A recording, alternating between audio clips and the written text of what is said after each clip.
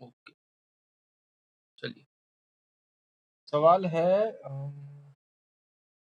an element occur in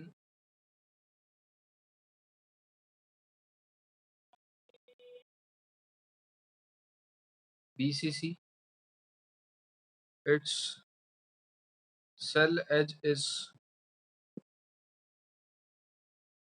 250 picometer. Calculate the atomic mass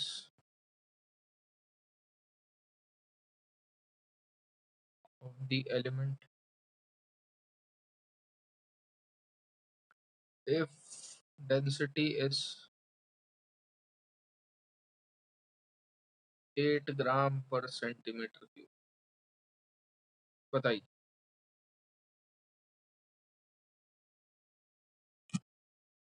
2 minute का time है आपके पास।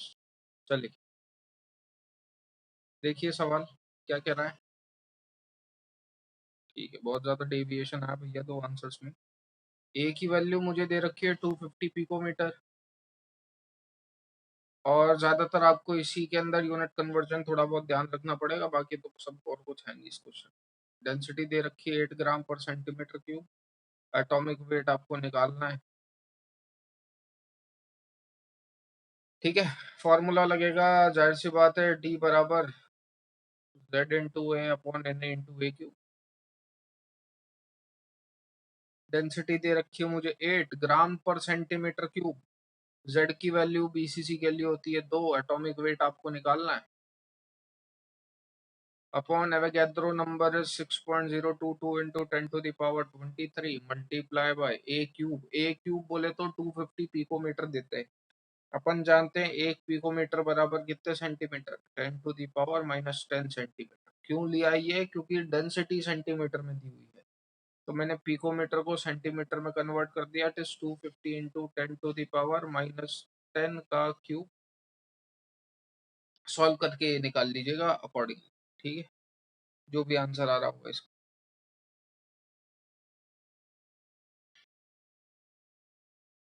8 बराबर 2 into atomic weight 6.022 into 10 to the power 23 positive में multiply by 250 का cube into 10 to the power -30। इसको solve करोगे तो ये तो आ गया 10 टू द पावर -7, और बाकी देख लेना, यहाँ से एटॉमिक वेट निकल जाएगा। डाउट हो तो पूछ लो, नोट डाउन कर लो, नहीं तो आगे बढ़ते हैं। 15 सेकंड आप लोगों के पास है ना। हो गया होगा, जो भी आंसर है वो देख लेना, मैं अभी इस पे कुछ कह नहीं पाऊंगा, अकॉर्डिंगली आप लोग निकाल लेंगे। फिलहाल मैं जो बात करने जा रहा हूँ वो हेक्सागोनल क्लोज पैकिंग की बात करने जा रहा हूँ, और ये एक लौता ऐसा टॉपिक है जो मैं आपको ऑनलाइन में नहीं समझा पाऊंगा, क्योंकि मैं जिस तरीके से कट करने जा रहा हूँ, मैं जो आपको इमेजिन करवाना चाहूंगा वो मैं नहीं करवा पाऊंगा। तो बेवजह लिखने का कोई सेंस नहीं है। जो इम्पोर्टेंट रिजल्ट है वो जरूर मैं लिखवा देता हूँ, कभी जब अपन ऑफलाइन क्लासेस में होंगे तब मैं ये टॉपिक करवा दूंगा, कहाँ से क्या आया क्या नहीं। अभी फिलहाल आप बस ये समझ के चल लीजिए कि एचसीपी में याद क्या क्या रखना है। जैसा कि मैंने बोला, रिजल्ट ओरिएंटेड टॉपिक है तो रिजल्ट ही पूछा जाता है, डेरिवेशन तो पूछा नहीं जाए। फिर भी है इसका डेरिवेशन बकायदा, समझने में भी समझने आ जाएगा, लेकिन यहाँ नहीं समझा पाऊंगा मैं भी। तो जो स्ट्रक्चर बनता है वो कुछ इस तरीके का है, जैसा कि आप देख सकते हैं। हेक्सागन बनाने की कोशिश कर रहे हैं अपन। ये एक यूनिट सेल है पहली, है ना।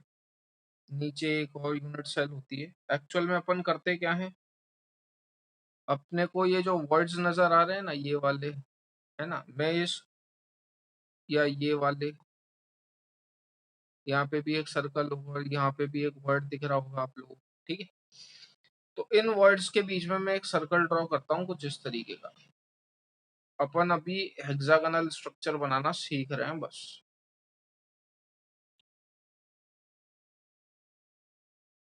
ठीक है, इन छह इन छह सर्कल्स को जब आप ओवरलैप करवा रहे हो तो आपको यहाँ पे 3 वर्ड्स दिख रहे होंगे। एक सर्कल ये रहा, है ना, एक सर्कल ये रहा, और एक सर्कल ये रहा। यही 3 सर्कल्स मैं ड्रॉ कर रहा हूँ अभी नीचे। ये 3 सर्कल्स ड्रॉ करने के बाद आप इसी के ऊपर सेम एक और ऐसी लेयर चढ़ा देते हो। ठीक है, भाई पहली लेयर जो थी वो किसकी थी, इसकी। इसको इस तरीके से समझ लें, ये पहली एक सर्कल था, उसके आजू बाजू 6 सर्कल थे।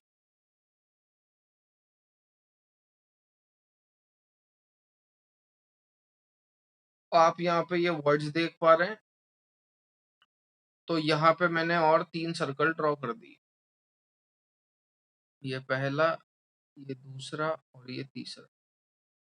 अब यही लेयर मैंने, ये जो रेड कलर वाली है जिसके अंदर 6 सर्कल्स हैं, यही सेम लेयर में इसके ऊपर रिपीट कर देता हूँ एक और बार।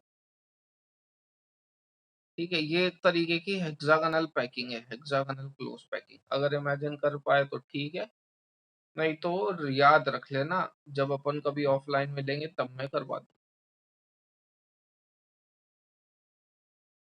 एक तरीके का सैंडविच मान लीजिए इसे, जिसके नीचे आपको ये वाली ब्रेड मिलेगी, बीच में ये जो ग्रूव्स पे मैंने रेड कलर से सर्कल मारा है वो आलू मान लो, और उसी के ऊपर एक और ब्रेड, यानी कि यही वाली लेयर रिपीट करवा देनी है।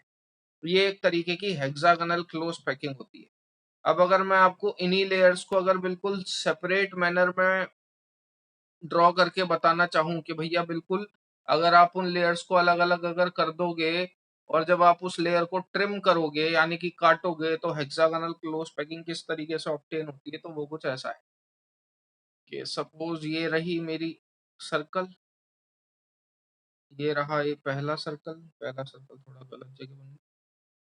हाँ, ये 3 लेयर हैं, लेकिन वो 3 लेयर कौन कौन सी हैं वो समझिए, जो 3 लेयर में ओवरलैप करवा रहा हूँ। ये पहली लेयर थी जो आपके आगे बनी हुई है,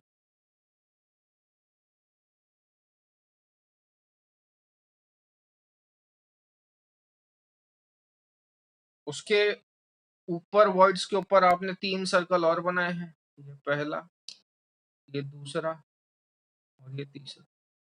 अब एक और ऐसी ही जैसे ऊपर वाली लेयर है, ऐसे ही आपने एक और लेयर बना रखी है, ये रही।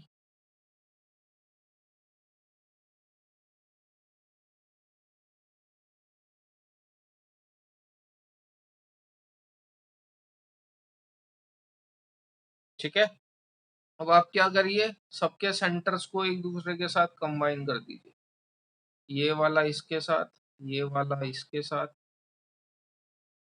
ये रहा, ये रहा, ये रहा और ये रहा। ठीक है, सिमिलरली ये वाला इसके साथ, इसके साथ, इसके साथ, इसके साथ, इसके साथ और इसके साथ। ठीक है, अब आपको पॉइंट्स को ओवरलैप करवाना है भैया। ठीक है, लेकिन ओवरलैप थोड़ा सा देख के करवाइएगा। आप अपने हिसाब में स्ट्रक्चर बना लेना, थोड़ी ठीक ठीक यहाँ पे उतनी प्रिसीजन नहीं आ पाता फॉर ऑब्वियस रीजन।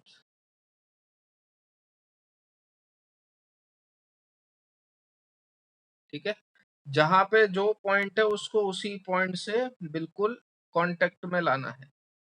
जैसे इसका जो मिड पॉइंट है और इसका जो मिड पॉइंट है वो बिल्कुल इस तरीके से सेंटर से पास होना चाहिए।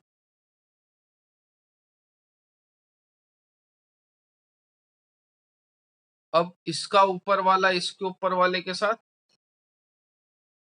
और उसका नीचे वाला उसके नीचे वाले के साथ, ऊपर वाला ऊपर वाले के साथ,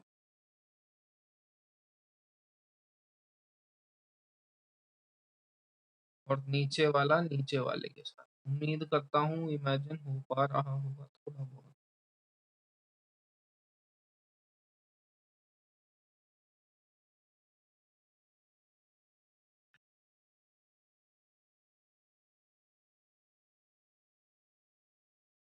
जैसा कि आप देख पा रहे हैं ये एक हेक्सागन बना है। ठीक है, तो ये स्ट्रक्चर आपको बनानी है और इसी स्ट्रक्चर के बेस पे एक पर्टिकुलर डेरिवेशन है जो मैं आपको ऑफलाइन क्लासेस में समझाऊंगा।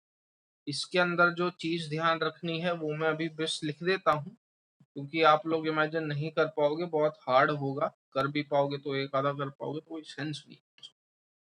इस केस के अंदर जो Z आते हैं, ठीक है, यानी कि टोटल नंबर ऑफ एटम, बेटा यही है, क्या कर सकते हैं, इसके अंदर जो टोटल नंबर ऑफ एटम आते हैं,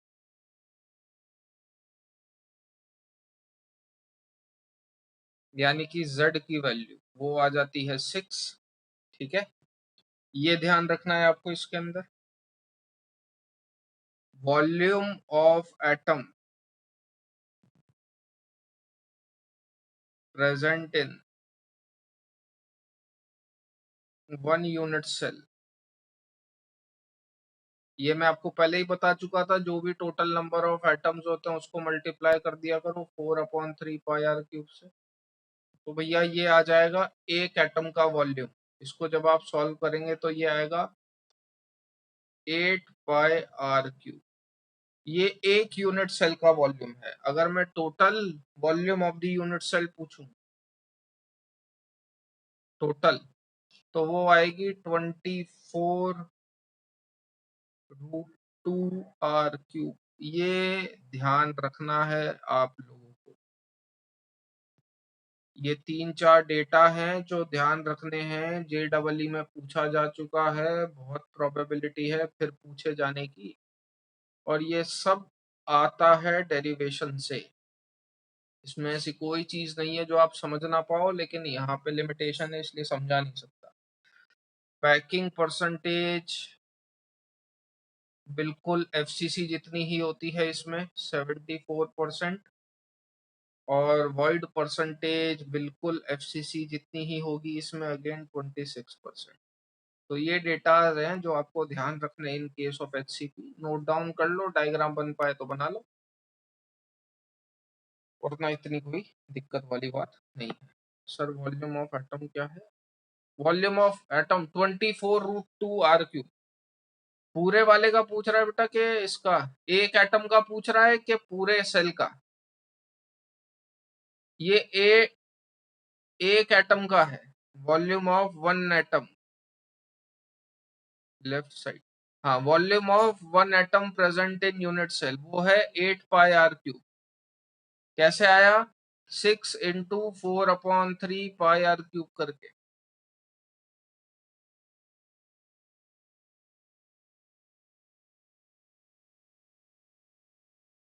पूरे सेल का है 24√2r³। ये सब आपको ध्यान रखना। चलो अब देखो, हेडिंग लिखेंगे पैकिंग एंड सॉलिड्स। और थोड़ा सा ध्यान से देखना, आज पूरा लेक्चर जितने भी घंटे आप बैठोगे, 2.5-3 घंटे, वो पूरा इमेजिनेशन वाला पार्ट है। तो जो चीज समझने में थोड़ी सी दिक्कत थी, मुझे भी एक्सप्लेन करने में आप भी नहीं समझ पाओगे, वो हो चुकी है। बाकी अब सब अपन 3 डायमेंशनल सोचने की कोशिश करेंगे।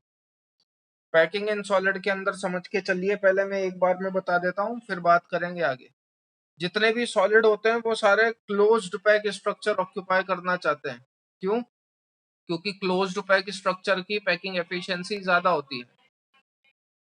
जैसा कि आप जानते हो, FCC की पैकिंग एफिशिएंसी या पैकिंग परसेंटेज कितनी होती थी? 74%।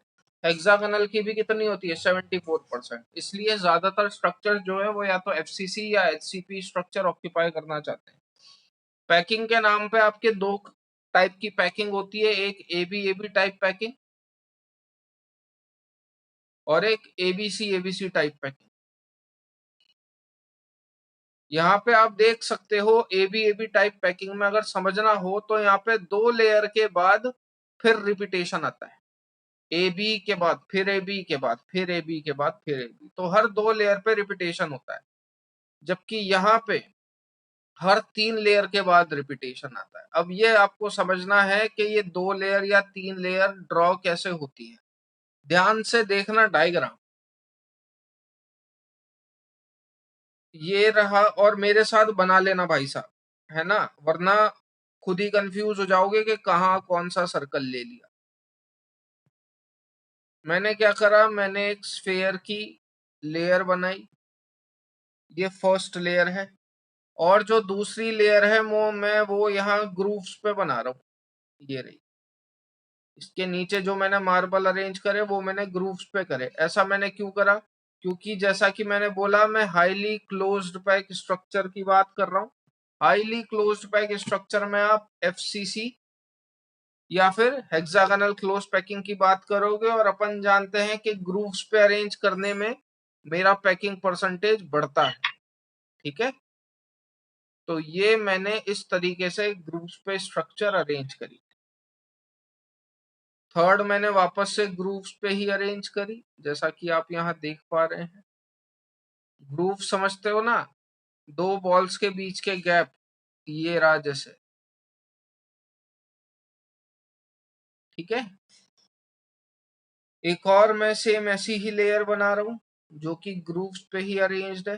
ये रही, ये रही, ये रही, ये रही और ये रही। इतना हो जाए तो बता दो।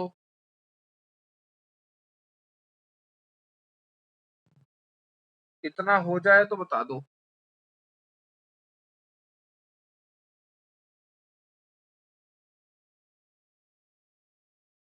डन।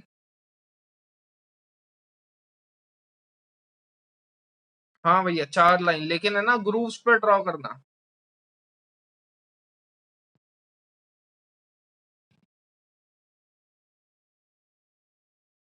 ठीक, अब समझिए। ये हो गया। अब मैंने क्या करा, ये जहां ग्रूव्स नजर आ रही है आपको, मैंने इन सब के ऊपर एक एक सर्कल और बना दिया। ठीक है, आप डिफरेंस समझिए टेट्राहाइड्रल वर्ड और ऑक्टाहाइड्रल वर्ड में। टेट्राहाइड्रल वर्ड दिखने में कैसा होता है भैया, या ऑक्टाहाइड्रल वर्ड दिखने में कैसा होता है? समझना, टेट्राहाइड्रल शेप समझते हो कि केमिकल बॉन्डिंग में पड़ा होगा।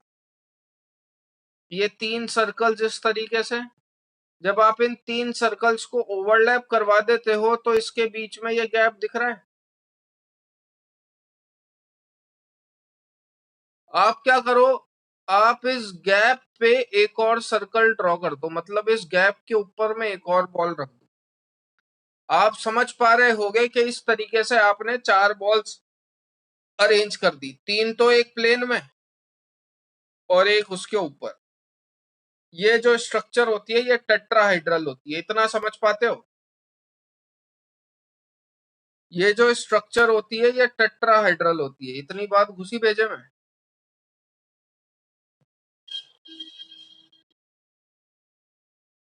टेट्राहाइड्रल स्ट्रक्चर समझ पाए कि नहीं भैया, कि वापस बताऊं? अरे यहाँ पे ना कैजुअल मत रहना यार, अगर नहीं समझ में आया तो पूछ लेना, है ना। ये नहीं बैठ के बैठे रहो कि हाँ हाँ हाँ हाँ, दिक्कत हो जाएगी। टेट्राहाइड्रल इमेजिन हो पा रहा है? 3 बॉल्स मैंने सेंटर पे रखे, जो बीच में गैप आया उसके ऊपर एक और बॉल रख दी, तो ये क्या टेट्राहाइड्रल स्ट्रक्चर है, कुछ इस तरीके की बनेगी जब आप चारों बॉल्स के सेंटर को कंबाइन करोगे। ठीक। ऑक्टाहाइड्रल स्ट्रक्चर कैसी होती है समझिए, 4 बॉल्स में एक प्लेन में रख रहा हूं।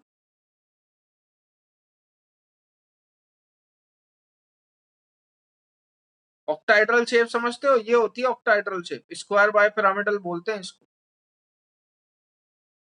4 बॉल्स में एक प्लेन में रख रहा हूं, एक बॉल रख दी मैंने इस ग्रूव के ऊपर, और एक बॉल रख दी मैंने उस ग्रूव के नीचे, जो मैं ऑब्वियस सी बात है दिखा नहीं सकता। ये हुई ऑक्टाहाइड्रल स्ट्रक्चर, कुछ इस तरीके की जो आपकी बनी हुई है। 4 एक प्लेन में, एक ग्रूव के ऊपर और एक ग्रूव के नीचे, जो यहाँ पे कहीं। ये इमेजिन हो पाती हैं दो स्ट्रक्चर, टेट्राहाइड्रल और ऑक्टाहाइड्रल, कैसी होती हैं? चलो, अब मेरी बात ध्यान से सुनिएगा।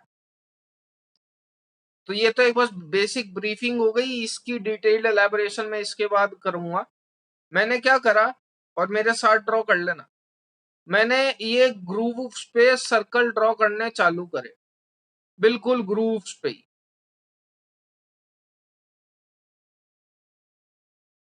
जब मैं ग्रूव्स पे ऐसे सर्कल ड्रॉ कर रहा हूं, मुझे बताओ ये वाला जो पॉइंट है, ये या ये जो वॉइड है, ये कौन सा वॉइड है?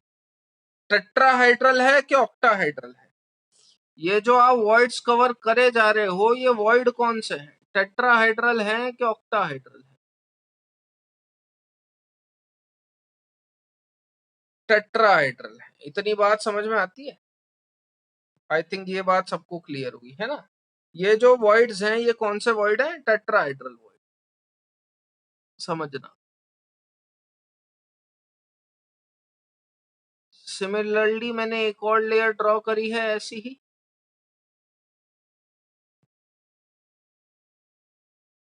ये भी आप ग्रूव्स वाले पॉइंट ही देख सकते हैं, नीचे वाले के ग्रूव्स वाले पॉइंट। ये भी सारी कैसी है? These all are what? Tetrahedral. ये ड्रॉ हुए भैया?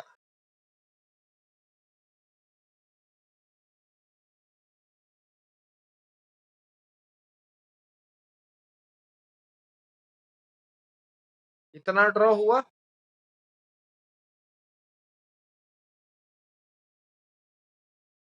सबसे इतना ड्रॉ हो गया? यहां तक कोई कंफ्यूजन नहीं?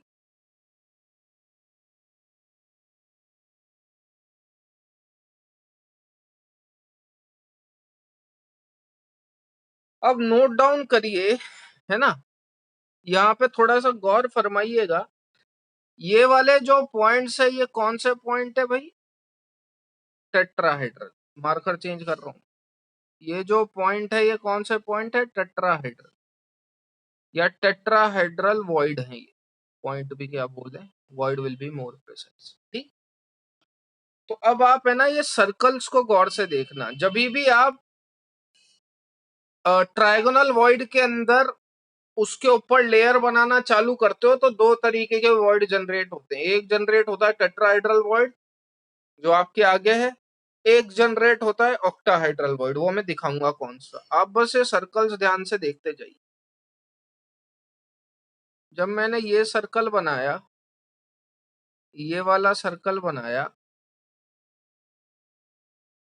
और ये वाला सर्कल बनाया, ठीक है।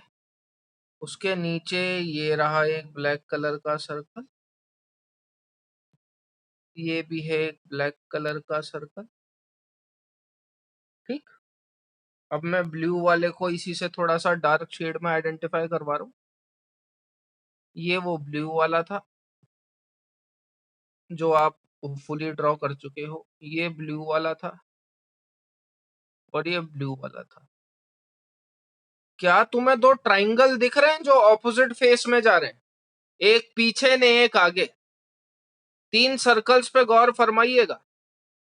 एक ये वाला सर्कल देखो, एक ये वाला सर्कल देखो, और एक ये वाला सर्कल देखो, जो मैंने डार्क पार्ट से शेड करा है।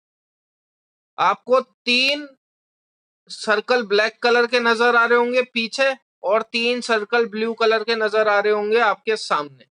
दिख रहे हैं सबको?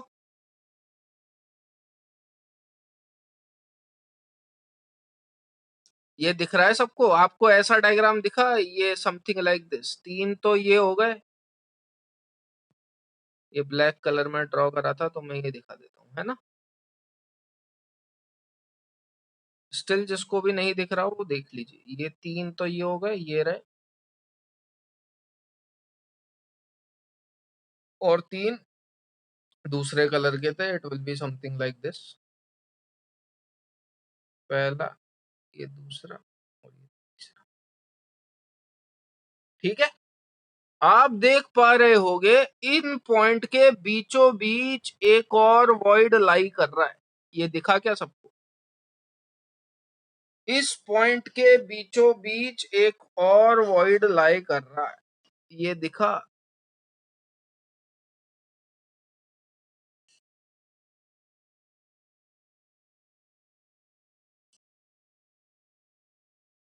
ये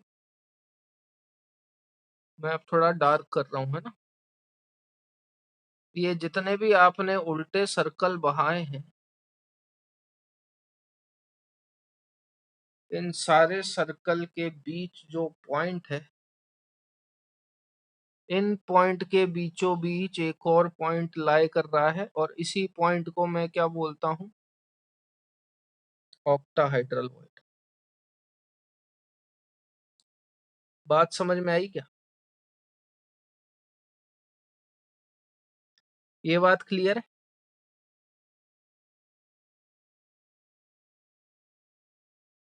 अब मुझे बताओ, ध्यान से सुनना भाई, ध्यान से, है ना? क्या विहान कोई डाउट है? हाँ ठीक है बेटा, रुक गया मैं आराम से। आपको टेट्राहेड्रल वर्ड और ऑक्टाहेड्रल वर्ड साफ साफ नजर आ रहे होंगे। मैं अगर आपसे पूछूं, ध्यान से देखना, ग्रीन कलर से मार्क कर रहा हूं। अगर मैं आपसे पूछूं ये वाला जो वर्ड है ये कौन सा है, ये टेट्राहाइड्रल है कि ऑक्टाहाइड्रल है? ये जो मैंने ग्रीन कलर से मार्क करा या जिसको मैं अभी येलोइश बना देता हूं, ये कौन सा वर्ड है? ये टेट्राहाइड्रल है कि ऑक्टाहाइड्रल है?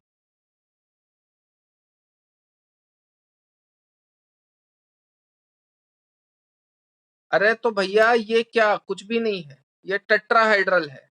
ठीक है, ये समझ में आती है? अरे पहले आप लोग क्या कर रहे थे, तीन सर्कल को ऐसे बना दे रहे थे और उसके ऊपर पॉइंट रख दे रहे थे, ये वाला। ये उल्टा है। इस इसका व्यू पॉइंट करोगे तो आपको ये वाला सर्कल पूरा नजर आएगा, तीन उसके पीछे नजर आएंगे। ये उल्टा व्यू पॉइंट है टेट्राहेड्रल, इसमें तीन आपको नजर आ रहे हैं ये, और यहाँ पे जो पॉइंट होगा वो टेट्राहेड्रल होगा, लेकिन वो नीचे है जो आपको नजर नहीं आ रहा। ये बात समझ में आ रही है क्या?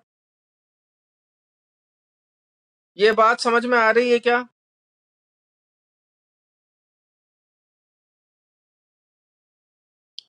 ये बात समझ में आई, और should I repeat this again? ये येलो वाला जो पॉइंट है ये टेट्राहाइड्रल ही है।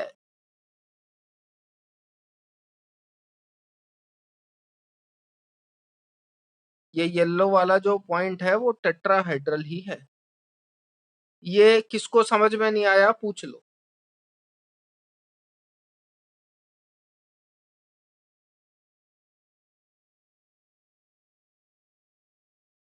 मैं इन तीन सर्कल के पर्सपेक्टिव से बात कर रहा हूं। ये रहा पहला सर्कल, ये रहा दूसरा सर्कल, और ये रहा तीसरा सर्कल। ठीक है, टेट्राहाइड्रल। अब मुझे बताओ, अगर इस टेट्राहाइड्रल पॉइंट पे, इस टेट्राहाइड्रल पॉइंट पे आप एक और सर्कल ड्रॉ करते हो, तो वो नीचे वाले ब्लैक वाले से ओवरलैप होगा कि नहीं? अगर आप इस टेट्राहाइड्रल वाले पॉइंट पे एक और सर्कल ड्रॉ करते हो, तो वो देखो जो आपने सबसे पहली लेयर बनाई थी, वो उस पहली लेयर से ओवरलैप हो रहा है कि नहीं हो रहा? होगा। तो भैया ये कितनी लेयर के बाद ओवरलैप हो गया? पहली लेयर तो जो थी वो डिफरेंट थी, जो ब्लैक कलर से ड्रॉ करी। दूसरी लेयर जो थी वो डिफरेंट थी, जो ब्लू कलर से ड्रॉ करी। लेकिन जो आप तीसरी लेयर ड्रॉ कर रहे हो कहां पे? टेट्राहाइड्रल पॉइंट पे। तो वो जो तीसरी लेयर है वो पहली वाली के आइडेंटिकल है। इस टाइप की पैकिंग को एबीएबी बोलते हैं। बात समझ में आई क्या? इस टाइप की पैकिंग को एबीएबी बोलते हैं। तो एबीएबी पैकिंग कब रिपीट होती है? जब आप टेट्राहाइड्रल वाले पॉइंट पे स्फेयर ड्रॉ करो। जब आप टेट्राहाइड्रल वाले पॉइंट पे एक और स्फेयर रख दोगे तो आपकी एबी एबी पैकिंग टाइप की लेयर रिपीट होती है। बात समझ में आई क्या? बात समझ में आई क्या? एबी एबी क्या बोल रहा हूं मैं? इसमें क्या हुआ, दो लेयर के बाद जो आप तीसरी लेयर बना रहे हो वो लेयर रिपीट हो रही है, इसलिए इसे एबी एबी बोलते हैं। अब ये जो आपको ऑक्टाहाइड्रल पॉइंट दिख रहा है, इस पॉइंट पे जरा एक स्फेयर रखो। बताओ ये पॉइंट किसी से ओवरलैप हो रहा है क्या?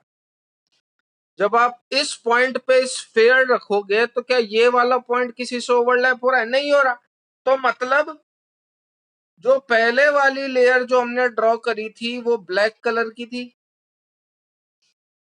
जो दूसरी वाली लेयर हमने ड्रॉ करी थी वो ब्लू कलर की थी, और अगर आप जो तीसरी वाली लेयर ड्रॉ करोगे जो कि रेड पेन से है तो वो बिल्कुल अलग होगी।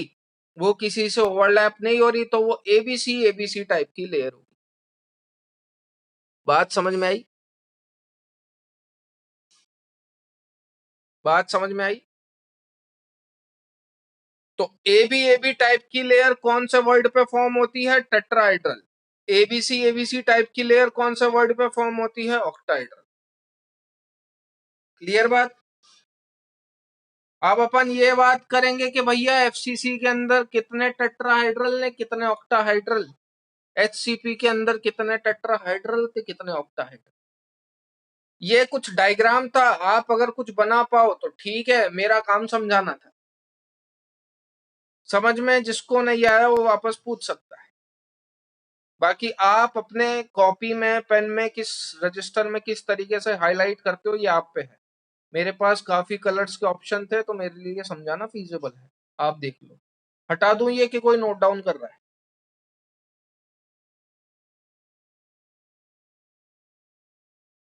तो याद रखने वाली बात क्या है भैया? एबी लेयर कब मिलती है? जब आप टेट्राहाइड्रल वॉइड पे ओवरलैप करवाओ। एबीसी लेयर कब मिलती है? जब आप ऑक्टाहाइड्रल वॉइड पे ओवरलैप करवाओ। ठीक है?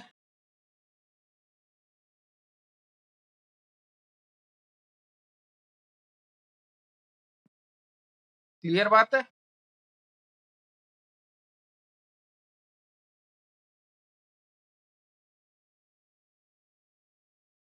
आगे बढ़े।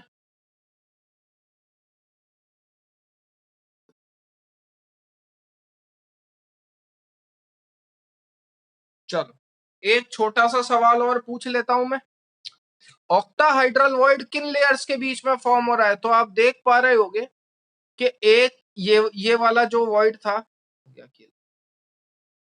अब समझिए। एक छोटी सी बात ध्यान रखना, एबीसी टाइप जो पैकिंग होती है, लिख लीजिएगा इसे, इट ऑलवेज गिव्स एफसीसी। हो सकता है पूछ ले। जबकि एबी टाइप की जो पैकिंग होती है, इट ऑलवेज गिव्स एचसीपी।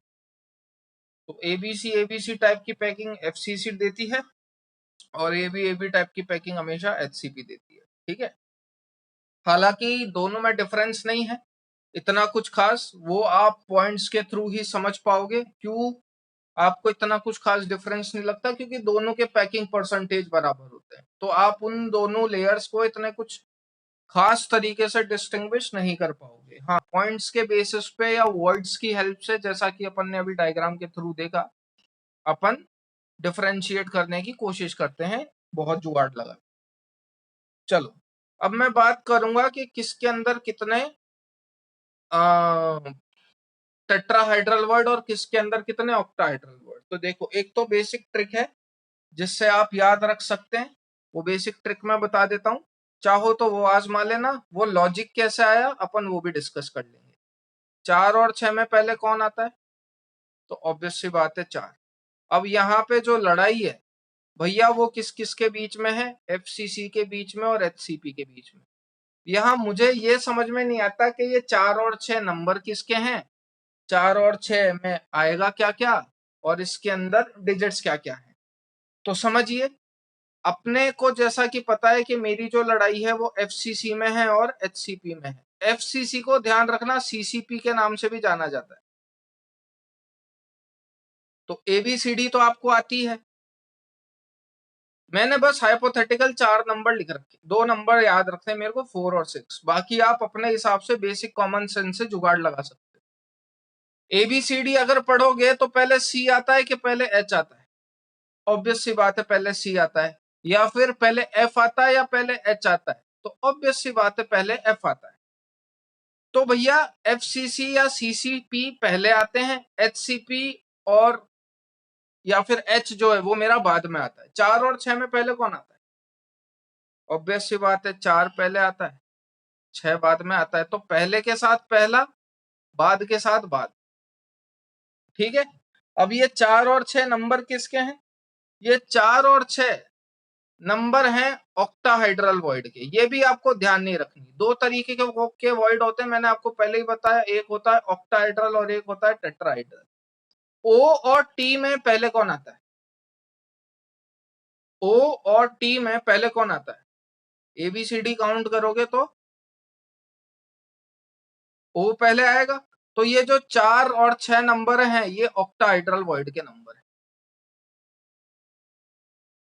तो देखो एफ सी और एच में पहले एफ और सी आते हैं, 4 और 6 में भी पहले 4 आता है, और ऑक्टाहाइड्रल वॉइड और टेट्राहाइड्रल वॉइड में भी पहले ओ आता है। तो ये जो 4 और 6 है ये नंबर हैं किसके, ऑक्टाहाइड्रल वॉइड और टेट्राहाइड्रल वॉइड।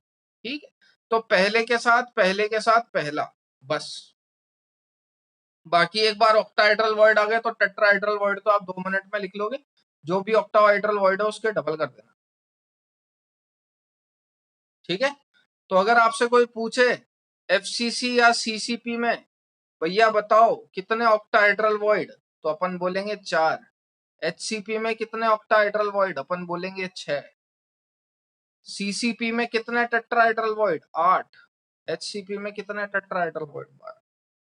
ठीक है, ये नंबर्स में कंफ्यूजन हो जाती है, अपन कई बार कंफ्यूज हो जाते हैं, अरे टेट्राहेड्रल वॉइड एचसीपी में कितने होते हैं, 8 होते हैं कि 12 होते हैं कि 4 होते हैं कि 6 होते हैं। तो ये सब आप ध्यान रख सकते हैं, ये भी फर्स्ट आता है, ये भी फर्स्ट आता है, ये भी फर्स्ट आता है, ये सेकंड आता है, ये सेकंड आता है, ये सेकंड आता है। तो पहले के साथ पहला, ये मेरी ट्रिक है, मैं ऐसे याद रखता हूँ। आप चाहो तो आप अपनी मर्जी से वैसे याद रख सकते हैं। ये नोट डाउन हो गया हो तो मैं बता दूं ये सब आता कैसे। मैं ये वाला एक्सप्लेन कर दूंगा, एचसीपी आपके सिलेबस में नहीं है, ध्यान रख लीजिएगा। ये वाला मैं एक्सप्लेन कर देता हूँ लॉजिक से आता कैसे। हो गया हो तो बात करो। डन, चलिए। तो अब अपन बात करने जा रहे हैं एफसीसी के अंदर ऑक्टाहेड्रल वॉइड 4, टेट्राहेड्रल वॉइड 8। मैं आपको बताऊंगा ये सारे पॉइंट कहाँ कहाँ पे हैं। मेरे साथ डायग्राम थोड़ा सा गौर से बनाइएगा, और अगर हो सके तो हाथों हाथ ही बना लेना, वरना प्रॉब्लम हो जाएगी आप लोग।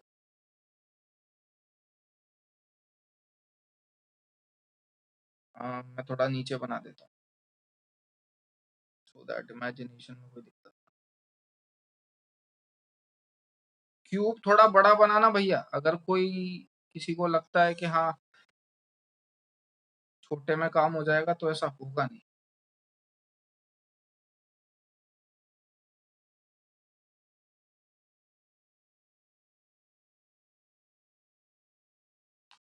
ठीक है, और जैसा मैं बना रहा हूँ वैसा ही आप लोग हाथों हाथ बनाते जाइए, मेरे से ही नहीं बन रहा।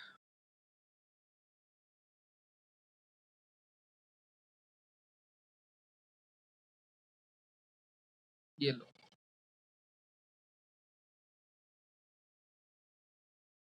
इतना बनाया सबने। ठीक है, अब इस क्यूब को मैं 4 इक्वल पार्ट्स में डिवाइड करूंगा। किस तरीके से, सेम डायग्राम आप पहले भी बना चुके हो। ठीक है, 3 3 पॉइंट्स एलोकेट कर दीजिए।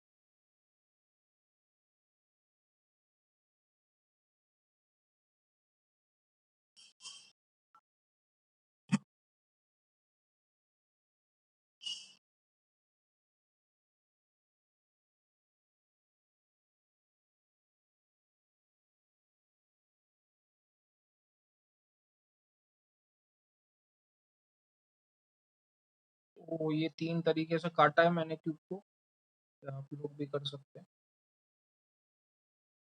मैं उम्मीद है कर ही लिया होगा, क्योंकि ये ऐसा अपन पहले भी बना चुके।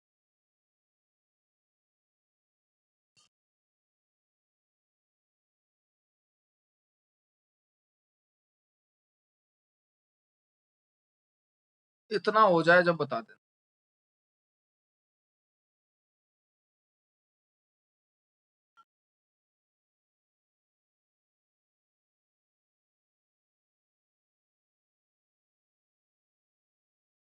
जब इतना डायग्राम बना लो तब बता देना। ये बेसिक है, मैंने बस उसको 3 प्लेन में काटा है, एक एक्स वाई एक्सिस, एक वाई जेड एक्सिस, एक x Z axis. Imagination required होगी तो थोड़ा ध्यान फरमाइएगा, है ना, और बिल्कुल सोच समझ के जवाब देना। आप एक क्यूब इमेजिन करिए जो आपके सामने बना हुआ है, पूरा क्यूब है ना, 8 पार्ट नहीं कह रहा मैं, और मैं जो बोलूं वो बताना। अगर ये एक पूरा क्यूब है तो ये उस क्यूब का क्या हुआ, ये वाला पॉइंट जो है, ये पॉइंट कहाँ पे प्रेजेंट है, जो मैंने हाईलाइट करा है ये पॉइंट कहाँ पे प्रेजेंट है। अगर ये पूरा क्यूब है तो ये जो मैंने मार्क करा है ये वाले 3 पॉइंट, ये वाला, ये वाला और एक ये वाला, ये कहाँ पे पॉइंट्स प्रेजेंट है ये। तो these all are present at, अरे बताओ ना, ये समझ में नहीं आ रहा है कहाँ प्रेजेंट है पॉइंट।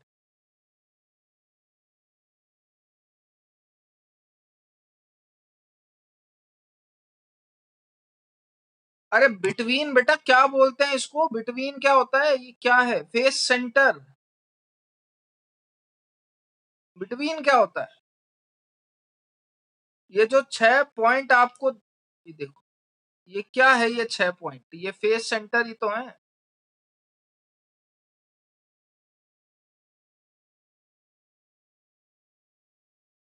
ये बात समझ में आई, ये फेस सेंटर है। तो ये जो भी मैंने ब्लू कलर से हाईलाइट करे हैं, these all points are present at the face centre, ठीक है। अब मुझे बताना आराम से, क्या ये वाला पॉइंट फेस सेंटर, इमेजिन करना, फेस सेंटर में आधा पोर्शन आपको दिखता है, आधा पोर्शन बाहर रहता है, क्या ये वाला पॉइंट और ये वाला पॉइंट आपस में टच होंगे, हाँ कि ना। क्या ये वाला फेस सेंटर और ये वाला फेस सेंटर आपस में टच होंगे क्या।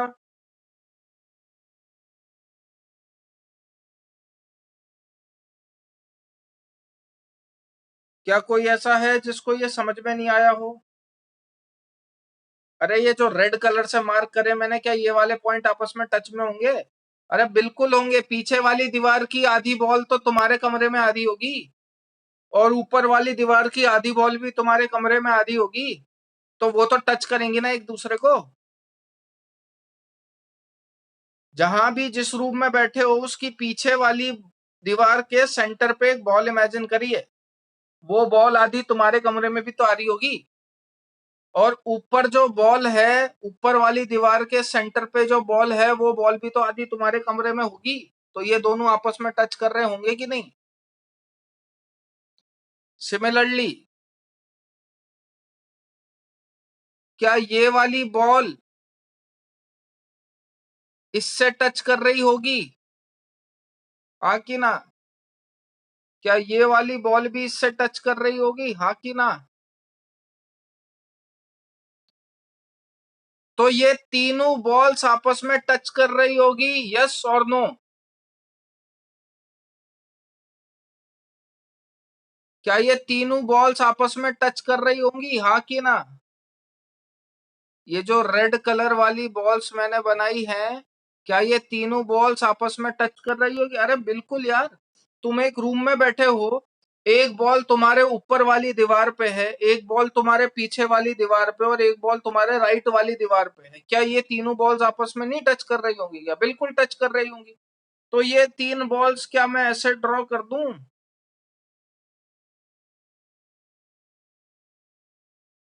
क्या कुछ गलत किया मैंने, ये तीनों बॉल्स भी तो आपस में एक दूसरे के साथ टच ही कर रही हैं। क्लियर बात। अब अगर ये तीनों बॉल्स मैंने आपस में ऐसे टच करवा रखी हैं, तो जरा बताओ ये पॉइंट कहां प्रेजेंट होगा? उसके ऊपर। समझ में आया? वो कॉर्नर वाला पॉइंट कहां प्रेजेंट होगा? इन तीनों के ऊपर। कौन सा वॉइड बनता है? अगर मैं ये पीछे वाला क्यूब निकाल लूं, सिर्फ पीछे वाला, जिसको मैं रेड कलर से मार्क कर रहा हूं,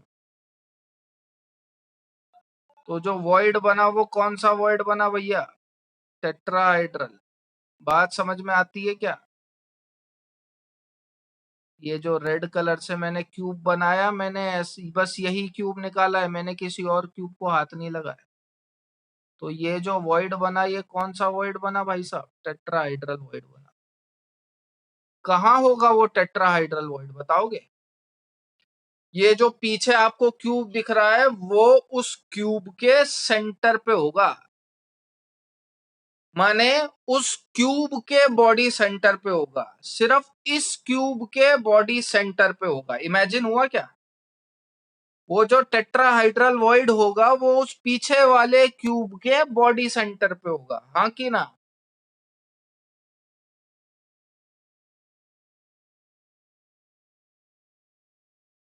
माने यहां कहीं ग्रीन कलर से ड्रॉ करूं, यहां पे कहीं टेट्राहाइड्रल वॉइड एक प्रेजेंट होगा, जो उस पीछे वाले क्यूब के सेंटर पे होगा। ऐसे कितने क्यूब हैं? ऐसे कितने क्यूब हैं इस पूरे स्ट्रक्चर में?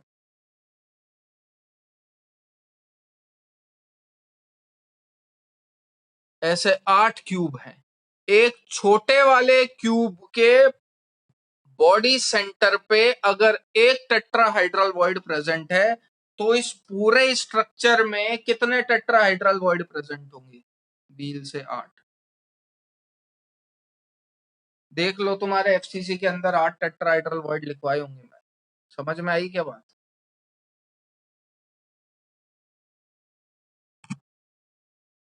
है भाई? कुछ घुसी बात भेजे में?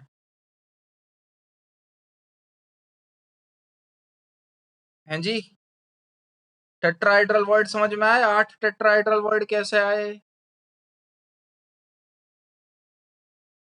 क्लियर? किसी को डाउट हो तो पूछ लो, किसी को डाउट हो तो पूछ लो अभी।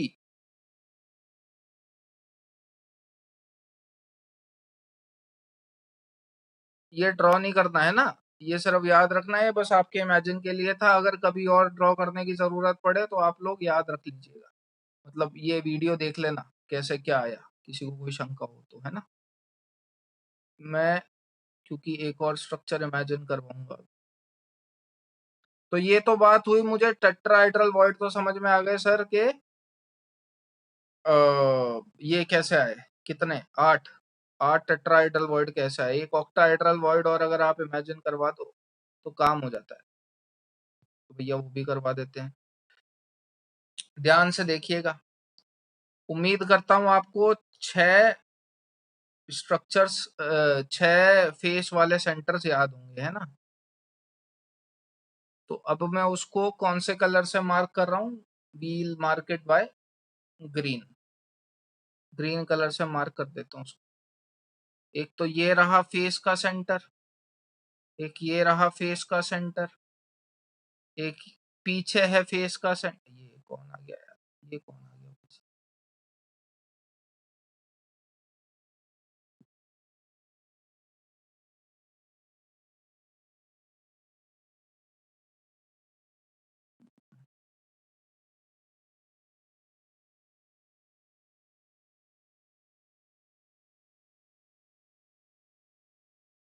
ठीक है, एक पीछे है फेस का सेंटर,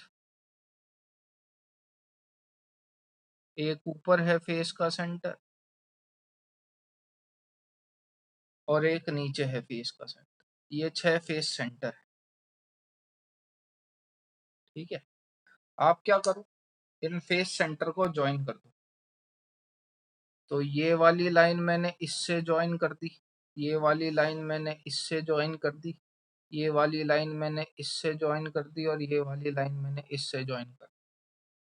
समझ में आया? 4 सर्कल एक प्लेन में।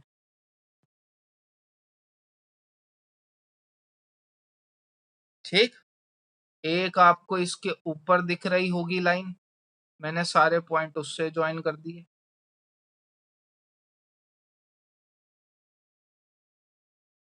एक आपको नीचे दिख रही होगी लाइन, मैंने सारे पॉइंट उससे ज्वाइन कर दिए। नजर आया क्या ऑक्टाहेड्रल वॉइड? कहाँ ऑक्टाहेड्रल वॉइड प्रेजेंट होगा बताओ? तो 4 तो हो गए एक प्लेन में, एक उसके ऊपर और एक उसके नीचे। बीच में जो प्रेजेंट होगा वो ऑक्टाहेड्रल वॉइड प्रेजेंट होगा, माने इस क्यूब के बीचों बीच एक वॉइड प्रेजेंट होगा, और उसी वॉइड को मैं कौन सा वॉइड नाम दूंगा? ऑक्टाहेड्रल। इमेजिन हुआ क्या भाई साहब? इमेजिन हुआ? आपके चारों फेस के सेंटर के पॉइंट को मैंने कंबाइन कर दिया, ऊपर एक फेस का सेंटर, नीचे एक फेस का सेंटर। ये एक ऑक्टाहेड्रल स्ट्रक्चर थी, मतलब आपके क्यूब के बीचों बीच एक ऑक्टाहेड्रल वॉइड प्रेजेंट है। ये ठीक, आपके क्यूब के बीचों बीच एक ऑक्टाहेड्रल वॉइड प्रेजेंट है। अब अगर दूसरा इमेजिन करना हो तो कहां करेंगे भैया? एटम्स जो हमने माने थे वो कहां कहां माने थे? यहाँ पे भी एक एटम प्रेजेंट था कि नहीं? तो अब अगर मैं आपसे बोलूं कि भैया आप एक क्यूब इमेजिन करिए, या कुछ एक पॉइंट्स इमेजिन करिए, कौन कौन से पॉइंट्स होंगे वो? एक ये वाला पॉइंट है, ठीक है, एक ये वाला पॉइंट देखना। मैं जो क्यूब इमेजिन, ये वाला किसको समझ में नहीं आया पहले वो पूछ लो। अब ये अकेला तो होगा नहीं, इसके बाजू में भी एक और क्यूब है। तो मैं अब आपसे बोल रहा हूं कि आप ये वाला क्यूब इमेजिन करने की कोशिश कर रही है। कौन सा वाला? ये।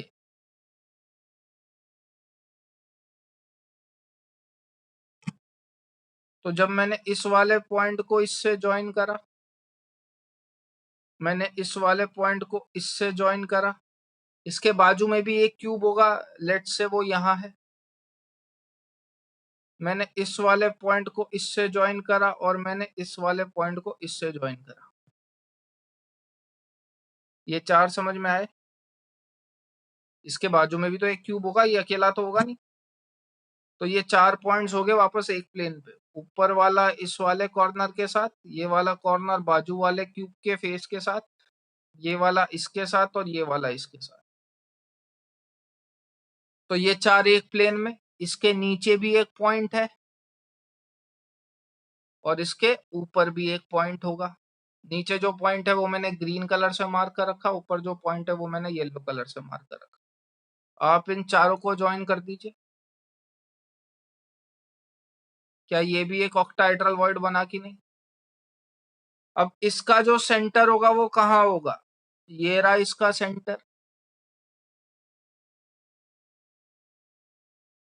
तो कहने का मतलब मेरा क्या है कि ऑक्टाहाइड्रल वॉइड कहाँ कहाँ प्रेजेंट होता है, अगर मैं आपसे पूछूं तो आप बोलोगे एक ऑक्टाहाइड्रल वॉइड तो प्रेजेंट होता है कहाँ पे? बॉडी सेंटर पे। और एक ऑक्टाहाइड्रल वॉइड प्रेजेंट होता है कहाँ पे? एज सेंटर पे। टोटल एज कितनी होती है? 12। और एज का कंट्रीब्यूशन कितना होता है? 1/4। That means 3।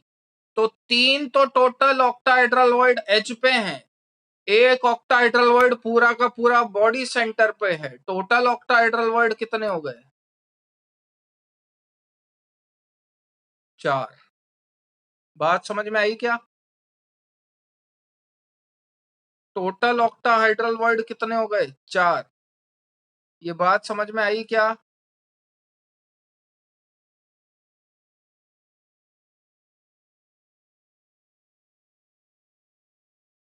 अरे बात क्लियर है?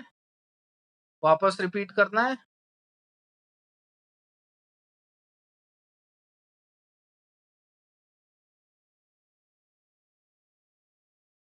सजल वापस रिपीट करना है आप लोगों ने। उम्मीद करता हूँ ये डायग्राम तो या तो वीडियो देख के बना लीजिएगा आराम से। मैं फिलहाल जो नोटिसेबल पॉइंट्स है वो मैं लिखवा देता हूँ। That in FCC one complete octahedral void is present at BCC। लिख लीजिए ये मेरे साथ। Sorry, is present at body center and 1/4 of the octahedral void is present at edge center। Therefore, total octahedral void in FCC comes out to be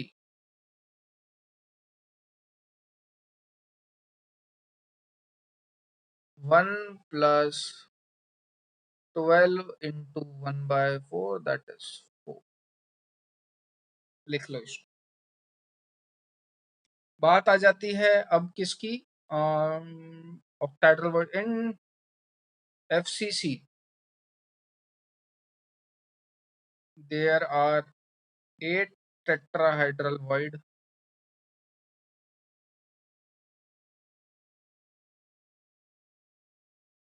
present at the body center। In FCC, there are 8 tetrahedral void present at the body center of the smaller में लिख लेना 1/8 of the cube।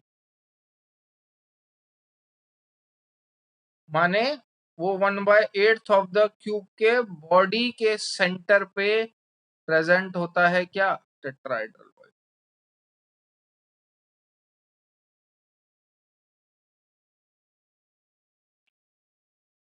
Imagine करना इसको ना।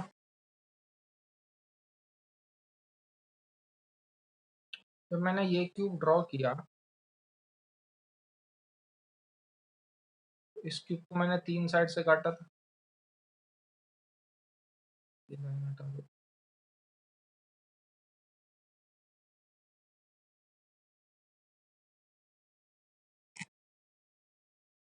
ये कैसे,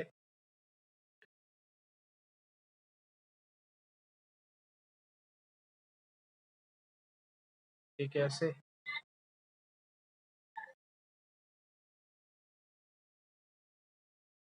और ये कैसे।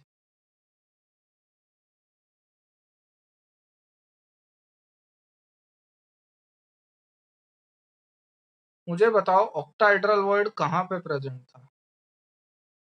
तो तुम लोग बोलोगे सर ऑक्टाहेड्रल वॉइड प्रेजेंट था बॉडी के एकदम सेंटर पे, मतलब इधर। और टेट्राहाइड्रल वॉइड कहाँ प्रेजेंट था। तो टेट्राहाइड्रल वॉइड प्रेजेंट था भैया हर एक क्यूब के बॉडी सेंटर पे, यानी कि यहाँ पे भी, यहाँ पे भी, यहाँ पे भी,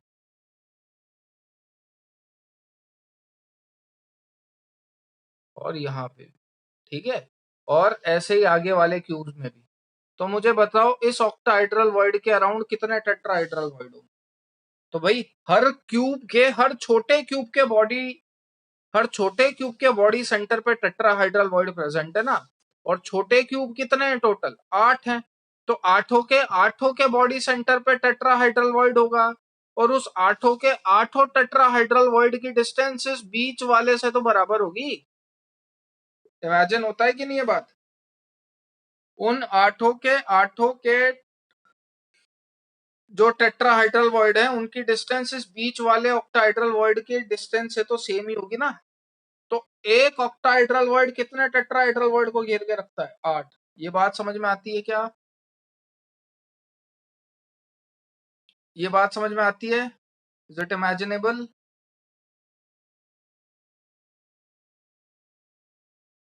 चलो आगे लिख लेंगे, कोई दिक्कत नहीं है ना। तो पैकिंग इन आयनिक सॉलिड्स लिख लिया था अपन ने, उसके अंदर थोड़ी बहुत इंफॉर्मेशंस लिख लीजिए। Generally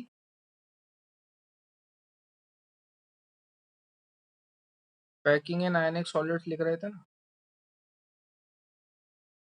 packing in ionic solids, इसमें लिखिएगा जनरली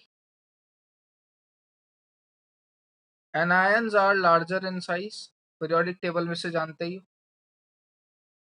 कैटायन इलेक्ट्रॉन लूज करते हैं, जब अपन अपने में से कुछ निकालते हैं तो अपनी साइज घटती है, जब अपन अपने अंदर कुछ इंसर्ट करते हैं यानी कि खाना खाते हैं, जितना खाओगे उतने मोटे होगे, तो साइज बढ़ती है। एनायंस जो होते हैं यूजुअली बड़े होते हैं एज कंपेयर टू कैटायंस के। Generally anions are larger in size than cations. Therefore जो लैटिस होता है वो यूजुअली एनायन से बनता है। Therefore anion constitute the lattice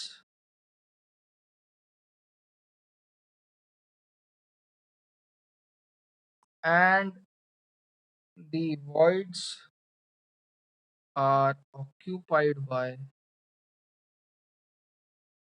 cations। मतलब अरे यार, अगर मैं 4 बॉल ऐसे रख दूं तो क्या उस 4 बॉल के बीच में जो गैप होगा वो बहुत ज्यादा होगा? क्या नहीं, वो बहुत गैप जो होगा वो बहुत कम होगा। और उतने कम गैप में आप कोई बड़े साइज का एटम तो ठूस नहीं सकते। इसलिए एनायन जो होता है वो हमेशा लैटिस पॉइंट पे ऑक्यूपाई होता है, जबकि जो कैटायन होता है क्योंकि वो साइज में छोटा होता है इसलिए वो वॉइड जितनी स्पेस को आसानी से कवर कर लेता है। एनायन उस स्पेस में ऑक्यूपाई नहीं हो सकता। तो यही पॉइंट हमने लिखा हुआ है कि जो भी वॉइड्स होते हैं यानी कि जो भी गैप होता है उसमें यूजुअली कैटायन ही फिट हो सकता है, एनायन नहीं। आगे हम देखेंगे क्या टाइप्स ऑफ पैकिंग। अब इन सबका डेरिवेशन है जो कि मैं करवाऊंगा, बट एट द एंड वही रिजल्ट याद रखना है। पहला है ट्रायगोनल, ट्रायगोनल वॉइड। दूसरा है टेट्राहेड्रल वॉइड। तीसरा है octahedral void.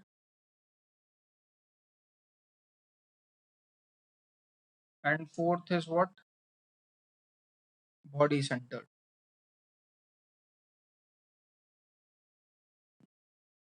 Also known as cubical void.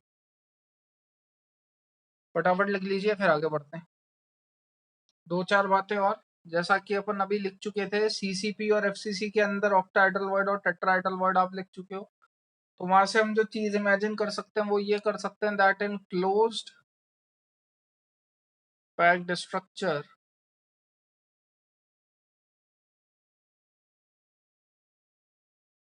Close pack structure माने एफसीसी या फिर एचसीपी जो भी ले लो, और एफसीसी का एक और नाम क्या होता है, CCP. If there are n atoms then there will be n octahedral void and 2n tetrahedral void। भाई एफसीसी के अंदर z की वैल्यू कितनी होती है,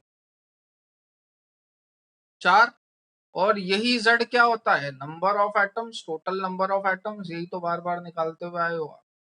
ठीक है, तो जितना ये नंबर ऑफ एटम्स की वैल्यू होगी वही वैल्यू किसकी होती है, ऑक्टाहाइड्रल वॉइड की, यानी कि 4। और उसका अगर आप डबल कर दोगे तो वो वैल्यू किसकी हो जाएगी, टेट्राहाइड्रल वॉइड की, यानी कि 8। एचसीपी में मैंने आपको यही z की वैल्यू कितनी लिखवाई है, 6। तो ऑक्टाहाइड्रल वॉइड भी कितना हो जाएगा, 6। और टेट्राहाइड्रल वॉइड कितना हो जाएगा, 12। क्लियर बात है, नोट डाउन कर लो फटाफट। जितने टेट्राहाइड्रल वर्ड होते हैं उसके डबल ऑक्टाहाइड्रल वर्ड, सीधी सीधी। उल्टा बोल गया मैं, सॉरी। जितने ऑक्टाहेड्रल वर्ड होते हैं उसके डबल टेट्राहेड्रल वर्ड होते हैं। आगे बढ़ते हैं। Next we'll talk about tetrahedral word.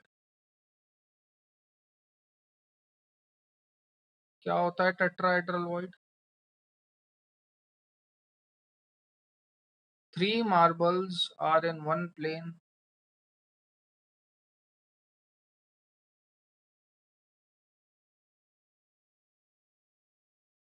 and one is on the void or empty space between them। 3 एक प्लेन में हूं और एक जो उसके बीच में गैप है उसके ऊपर प्रेजेंट हूं। इस टाइप के वर्ड को हम बोलते हैं टेट्राहेड्रल वर्ड। सेकंड में बात करूंगा ऑक्टाहेड्रल वर्ड की। इसके अंदर 4 marbles are present in one plane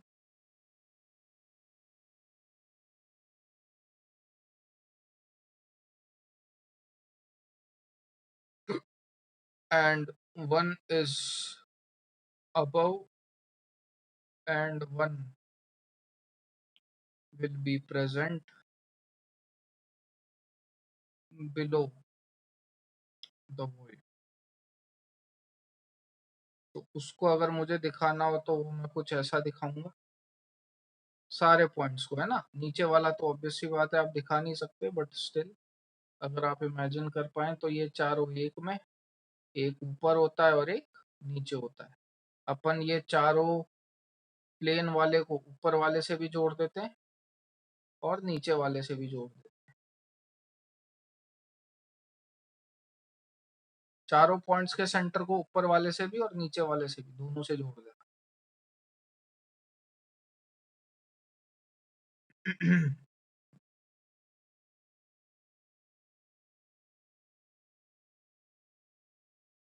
चलिए नेक्स्ट हम बात करेंगे रेडियस रेशो की। ये इंपॉर्टेंट है, ध्यान रखना है। Again derivation was not that much important but result important. तो रेडियस रेशो में पहले हम बात करेंगे ट्रायगोनल वॉइड की। ट्रायगोनल वॉइड, तो ट्रायगोनल वॉइड के अगर मैं कोऑर्डिनेशन नंबर की बात करूं तो इसका कोऑर्डिनेशन नंबर होता है 3। क्यों? ऑब्वियस सी बात है, 3 प्लेन्स एक दूसरे के साथ या 3 मार्बल्स एक दूसरे के साथ टच में रहती हैं कुछ इस तरीके से। ठीक है, मैं मार्बल थोड़ी सी बड़ी बना रहा हूं ताकि डेरिवेशन समझ में आ पाए। ये पहली, ये दूसरी और ये तीसरी। ठीक है, इन तीनों के सेंटर को जब आप ज्वाइन करोगे तो वो एक ट्रायगोनल वॉइड बनेगा। और जैसा कि मैंने आपको बताया था ये वॉइड है, इस वॉइड के अंदर कौन आएगा भैया? कैटायन आएगा, एनायन तो आएगा नहीं। तो यहां से यहां तक किसकी रेडियस है? सिर्फ थोड़ा ध्यान से इमेजिन करना, ग्रीन वाले के सेंटर से ग्रीन वाले की सरकमफेरेंस तक किसकी रेडियस है? एनायन की। तो एनायन की रेडियस को मैं डिनोट कर रहा हूं आर माइनस से। ये हुआ बेटा, रेडियस रेशो कर रहे हैं, है ना। थोड़ा बहुत लिखवाया है और कुछ करवाया नहीं है। तो ग्रीन कलर के सेंटर से ग्रीन कलर की सरकमफेरेंस तक जो रेडियस है वो किसकी रेडियस है? एनायन की रेडियस है। वॉइड के अंदर जो ऑक्यूपाई होता है वो क्या होता है? कैटायन। तो जरा बताओगे यहां से यहां तक की डिस्टेंस कितनी, यानी कि वॉइड के सेंटर तक की डिस्टेंस कितनी? तो अपन बोलेंगे r plus plus r minus. ये बात समझ में आती है?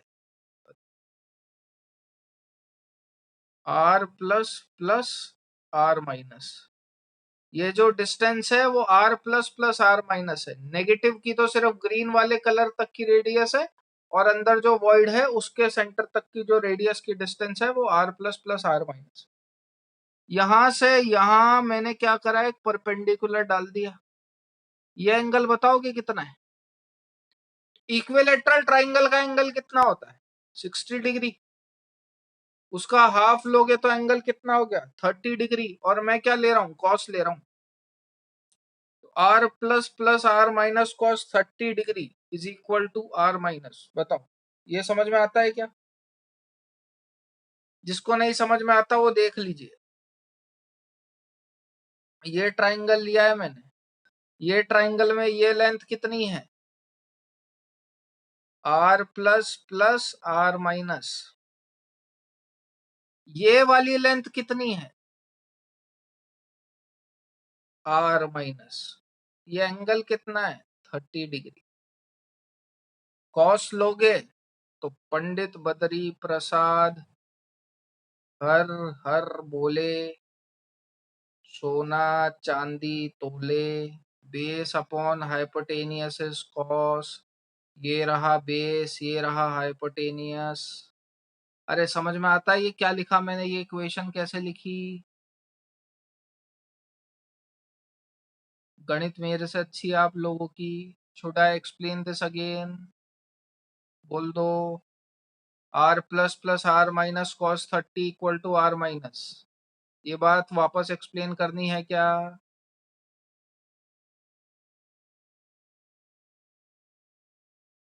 ठीक। तो r plus plus r minus cos 30 की वैल्यू बताइए कितनी होती है? √3/2 बराबर आर माइनस। ठीक है। ओह, मैंने क्या करा? आर माइनस से पूरी इक्वेशन को डिवाइड कर दिया। तो r plus upon r minus plus 1 into √3/2 बराबर 1। ठीक है। इसको अगर मैं उधर लेके गया तो मैं इसको ऐसे भी लिख सकता हूँ, r plus upon r minus plus 1 is equals to 2√3। तो यहाँ से r plus upon r minus की वैल्यू क्या आ जाएगी? 2√3 - 1। कैलकुलेट करके बताओ जरा कितना आ रहा है ये वैल्यू। फिर करते रहना कैलकुलेट, पहले नोट डाउन कर लीजिए। अब ये जो आपकी वैल्यू आई है, ये कौन सी वैल्यू है? जब एनायंस आपस में बिल्कुल टच कर रहे हैं। R plus upon r minus radius ratio calculate कर रहे हो कैटायन इज टू एनायन का। तो ये जो r plus upon r minus का रेडियस रेशो आया है, ये रेडियस रेशो कब आया है? जब वॉइड्स आपस में एक दूसरे को टच कर रहे हैं। नेगेटिव और नेगेटिव कभी एक दूसरे को अट्रैक्ट करते हैं क्या? अपन बोलेंगे नहीं, वो हमेशा एक दूसरे को रिपेल करते हैं। अरे तो बीच में अगर कोई बॉल ठूसोगे तो ऑब्वियस सी बात है जो आयंस है उनके बीच में डिस्टेंस बढ़ेगी। ठीक है। तो आपका जो r plus upon r minus का रेशो आया है, वो जो आया है 0.155, वो कब आया है? जब एनायन एनायन कांटेक्ट है।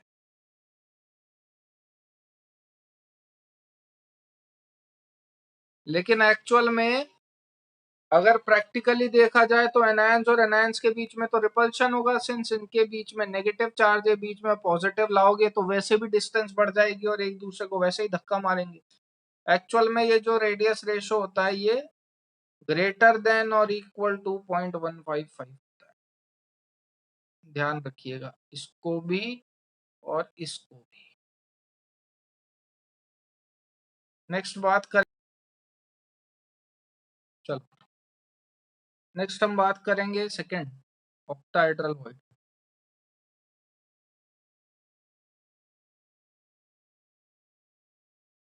ऑक्टाहेड्रल वॉइड के अंदर जो कोऑर्डिनेशन नंबर होगा, कोऑर्डिनेशन नंबर वही होता है भैया जो आपस में एटम्स एक दूसरे को टच कर रहे होते हैं। कितना एटम ऑक्टाहेड्रल वर्ड में एक दूसरे को टच कर रहे हैं? तो 4 तो एक प्लेन में थे, एक उसके ऊपर था, एक उसके नीचे था। What will be the coordination number of octahedral word? तो अपन बोलेंगे कितना? 6। ठीक है।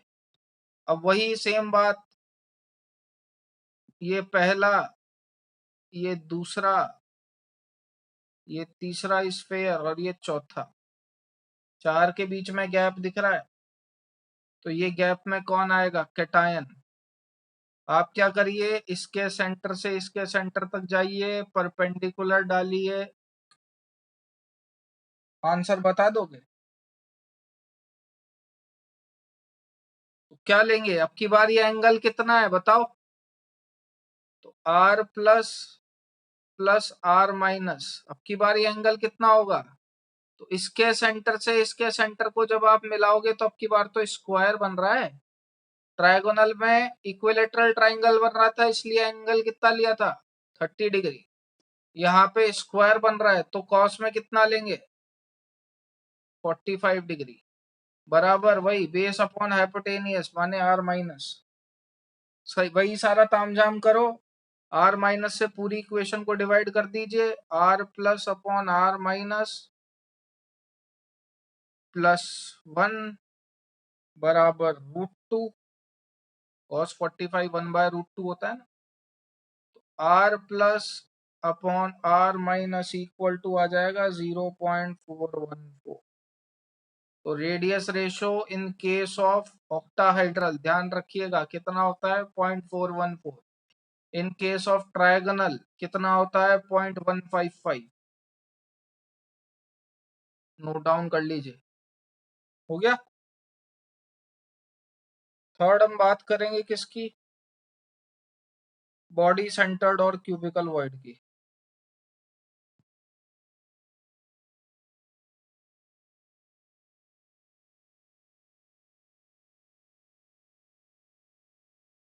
कोऑर्डिनेशन नंबर किस बेसिस पे लिखा? बेटा कितने एक दूसरे के साथ टच कर रहे हैं उसी बेसिस पे। भाई चार एक प्लेन में थे, एक उसी पे था और एक नीचे था, तो क्या ये 6 के 6 आपस में एक दूसरे के साथ टच हो रहे होंगे कि नहीं हो रहे होंगे? इसके सेंटर की डिस्टेंस सारे पॉइंट के सेंटर की डिस्टेंस से बराबर होगी कि नहीं?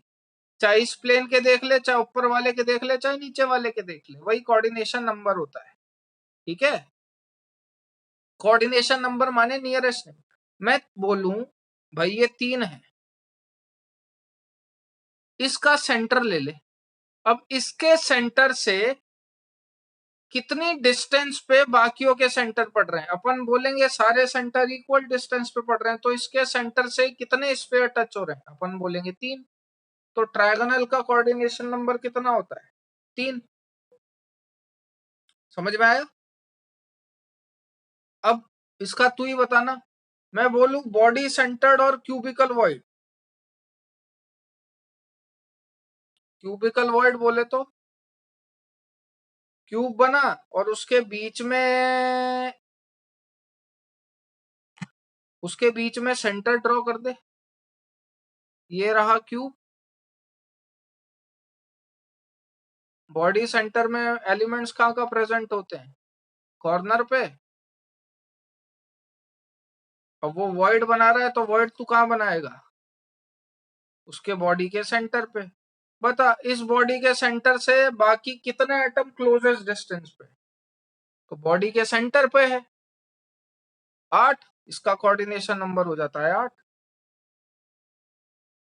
इसके बॉडी के सेंटर से कोई से भी एटम की डिस्टेंस देख लो, सारी बराबर है। ठीक है, चलो आगे बात करते हैं। तो इसके अंदर जो कोऑर्डिनेशन नंबर होगा वो 8 होगा। तो आप डेरिवेशन अगर अज्यूम करने की कोशिश करेंगे तो कैसे बनाएंगे भाई? ये ये गया, ये गया, ये गया, ये रहा कॉर्नर, ये रहा वॉइड, और ये रहा एक और कॉर्नर। मैंने क्या करा, मैंने ये डायगोनल ले लिया। आर के टर्म्स में बताओगे कितने किसके बराबर होगा? ये तो बता पाएंगे अब तो अपन। 2r प्लस ये तो पूरा का पूरा आ रहा है। क्या ये वाला पूरा आएगा? नहीं। क्या ये वाला पूरा आएगा? नहीं। टोटल मिलाओगे तो कितना आ रहा है? 2r plus plus 2r minus which is equal to what? √3 है। तो r plus plus r minus equal to what? √3a/2। ये ध्यान रखना क्या होती है ये होती है कंडीशन ऑफ बॉडी सेंटर। याद रखना है, सीधे सीधे पूछ लेता है। Condition of body centred void, पहले लिख लीजिए इतना, फिर आगे बढ़ेंगे। चलो, तो अगर मैं आपसे इसका रेडियस रेशो पूछूं तो कैसे रेडियस रेशो बताओगे भैया? तो ये देखिए,